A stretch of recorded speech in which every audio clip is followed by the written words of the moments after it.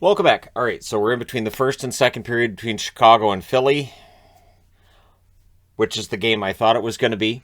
But that's okay because Ottawa and Arizona is starting up. So, all right, we have the St. Louis Blues and the New York Islanders, the first game of the day. It was Binnington versus Sorokin in this one. The goaltending turned out to be pretty good. 25 seconds in, the Blues get a power play. Coming into this game, they were 2 for their last 14. That does not improve in this game. It's killed off. The Blues would press after. O'Reilly hits the post on a rush. Shots were 3-3 at 6 minutes. Wallstrom's denied during a Blues line change, but on that same shift, the Islanders open the scoring, and it is Wallstrom at 6:36 from Pelech and Pulock. And it was a fantastic pass by Pelech. Basically open net then for Wallstrom. And the Islanders had some momentum. The Blues would press. The Islanders, though, every time there was some pressure, they were shot blocking. Lots of block shots. Not that the app's telling me about block shots today because it's still not telling me a lot of that information at the time. Blues press with 9 minutes left. Things get kind of scrummy after a Sorokin save. These teams hadn't played each other in over 2 years. You wouldn't know it by watching this game. These teams really did not like one another. Beauvillier fires wide as the Islanders press from in close. It feels like Anthony Beauvillier, every time I review an Islanders game, he's prominent, he's all around the net, he just doesn't get goals. Binnington holds a Pulock shot. A rough defensive period for Krug was taking place here. He was out of position a couple of times. He was paired up with Falk. Falk had a couple of mishaps too, but yeah, it was a tough period for Krug. He had a rush chance then that was saved and held, did Krug. Palmieri scores, but is challenged for goalie interference. And what had happened was Bellows, his stick had contacted Binnington's stick. And it wasn't a penalty, but it was definitely goalie interference, and it prevented Binnington from being able to make the save. So they called that one off. The fans did not agree, which if Islander fans applauded a goal coming off the board for their home team, I would start questioning some sanity of the crowd that was present. Hitting's picking up, nothing called. And this was a problem in this game where there would be a questionable incident, whether it was a cross-check or a trip or a hook or a slash, and they don't call it. And so the other guys on the ice are like, all right, well, fine. And so then things do tend to ramp up quickly. With 4.7 seconds left, the Islanders get a power play. So they don't score in the final 4.7 seconds of the period. It rolls over into the second.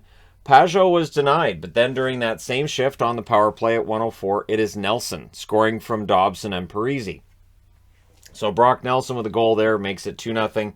Cross-ice pass, open net for Nelson. So again, Binnington can't be faulted on either of the goals here. Blues were switching up the lines in the D pairs at this point because they had to get something going. By the time the Blues get things going, it is frustratingly late in the game.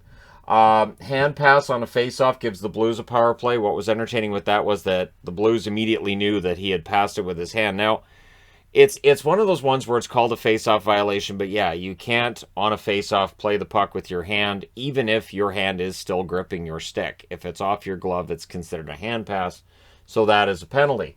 Tarasenko has a shot that's saved. His next opportunity was as well, so they kill that off. That leaves the Blues at 0 for 2, and that was the end of their power plays. They had 4 shots on that power play, though, so that's something. They're 2 for their last 16, but at least they had opportunities on that second power play today. Blues pressed after, but the Islanders, again, blocking shots. Frustrating the Blues. Keep them to the outside, block shots, give them nothing in the middle. Classic Islander hockey. So then the Blues block a shot for Parise. The Islanders had a total of 7 shots, 29 minutes into this game. So Binnington had allowed 2 goals on the first 7 shots, but I really, again, I can't fault him on either of the goals. Bortuzzo's denied from in close as he pinched, which was unusual. The Islanders with a 3-on-2. Wallman breaks that up. Buchnevich is denied. We get some pushing and shoving after that, and we end up with 4-on-4. Now, what was interesting, too, was that the Islanders were kind of precise on the 4-on-4. In this case, I think it was Buchnevich and Martin that went to the box. And so if you're going to go to the box and you're the Islanders, take one of the talented players from the Blues with you. And in general, when it was 4-on-4, it usually meant that it was a more talented member of the Blues going to the box, and the Islanders will take that trade-off every time. So Palmieri goes beast mode, but he fires one high. We get a 37-second 4-on-3 power play for the Islanders which then, of course, becomes a 5-on-4. The Blues did kill that off. They only surrendered 2 shots during that power play for the Islanders. Aho has a shot that was blocked.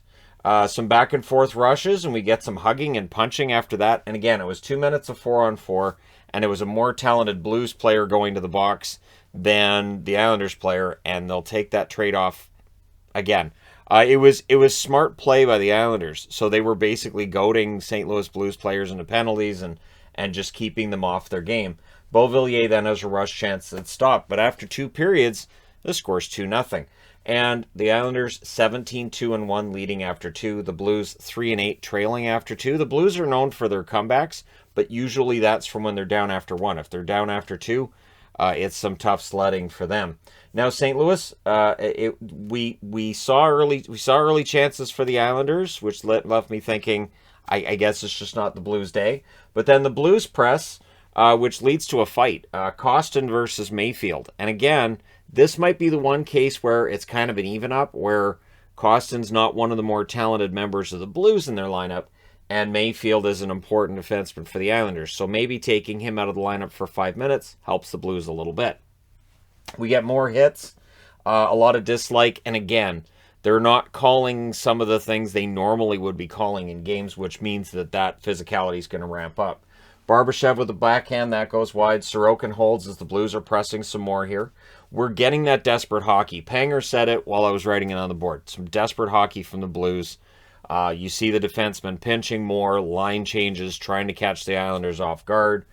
Bortuzzo blocks a Beauvillier chance. Wallman fires one wide. Again, it's remarkable the amount of times that Beauvillier shows up on the board. Dobson has a shot, another block by Bortuzzo. Buchnevich with a net feed, and there was a near miss on that, so the Blues are getting their opportunities here. Bozak has a chance that's saved. We get another press by the Blues. But with 9:40 left, there's a power play for the Islanders, and what had happened was they called Bozak. Bozak had been fouled in the other zone, but they call the retaliation, which is kind of always been a part of hockey. They will call the retaliation. It has to be tough as a hockey player on the ice to take a cross-check, get boarded and not retaliate. But yeah, the referee will normally call the retaliation. Knows something went on and missed it on the ice and keeps an eye on a couple of players. And then as soon as there's a foul, he calls the penalty. So Palmieri scores. Again, second time in the game he had scored. Looked like a high stick. And to me, just on the first replay, I went, yeah, it's a high stick. The reason being, he has a stick on an angle where it's not necessarily above the shoulder, but when the puck hits the stick, it angles down. When it hits the crossbar, it has to have been above the crossbar when he contacted it because the puck's on its way down and it hits the crossbar and goes in.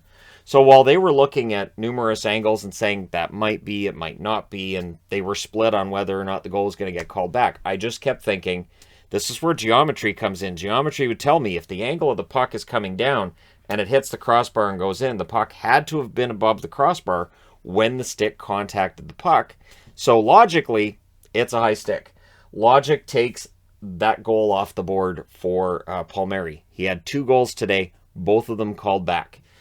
So that's a stat that I'm not sure if they track, but I'd be interested to see a stat on who gets the most goals called back. Blues did finish the kill, 2 official shots in that one, because since that was a high stick, that didn't count as a shot on goal. Shots are 9-6 for the Blues with 5.5 minutes left, and then they just start pressing. Parayko, Campberry, 1 and close. The Blues hadn't been shut out in 76 games coming into this, so the announcer states this. This is when they get into the whole announcer jinx, and of course an announcer's going to say, oh, I don't believe in jinxes. Yeah. Pajot with a rush chance, that save. They pull the goaltender with more than 3 minutes left, and they score. It's Thomas from Kyrou at 17:08. And it's banked in at the side of the net. It was a smart play by Thomas. Sorokin just lost track of the puck. Goalie pull again, then with 2:10 left. The Blues are buzzing around seeking the tie. With 1:48 left, the Islanders ice the puck. O'Reilly's then denied. Kyrou was wide open, and I put that there because all the actions on one side of the ice, Kyrou is wide open with a clear shot at the net. They just didn't get it over to him soon enough. And then Shen was robbed after Kyrou threw the puck over to Shen. Next Shen chance deflects out. We're down to 25.2 seconds left, and the Blues despite furious action in the Islanders' end in that last 5 minutes, they lose 2-1.